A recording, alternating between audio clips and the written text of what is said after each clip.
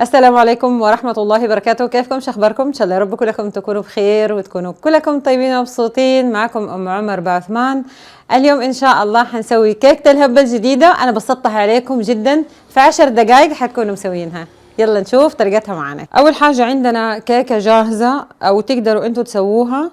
ليا فيديوهات كتير طبعا مسوين فيها كيكة، وتقدروا كمان تاخدوها جاهزة زي ما قلت لكم. حننزل عليها بكوب حليب، بس حنسقيها كده عشان تكون لينة كده وحلوة، ونسيبها ترتاح على جنب. أنا أخدت كوب إلا ربع يا جماعة، وحنشيلها وحقول لكم باقي الخطوات. جبنا كنافة قطعناها صغير صغير وحمسناها بهذا الشكل، وأنا حاولت أختصر عليكم الفيديو يا جماعة. وجبنا طبعا بيستاشيو بهذا الشكل، أي شركة تفضلوها. وحنحط كده ونكون كريمين.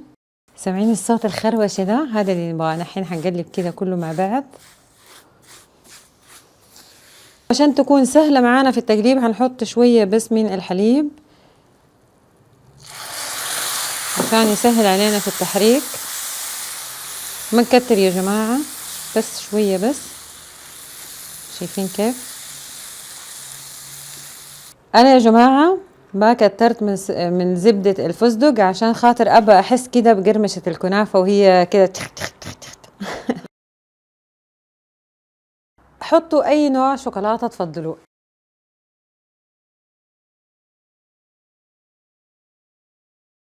وبكده يا جماعة وصفتنا جاهزة، في 10 دقايق كده خلصناها بسرعة بسرعة. شوفوا كيف الجمال ما شاء الله. تقدروا تشربوها مع قهوة عربي، تقدروا كمان تشربوها مع قهوة تركي. بالعافية عليكم. كانوا معاكم أم عمر بعثمان. استنوني في وصفات تانية. أحبكم مرة. باي باي.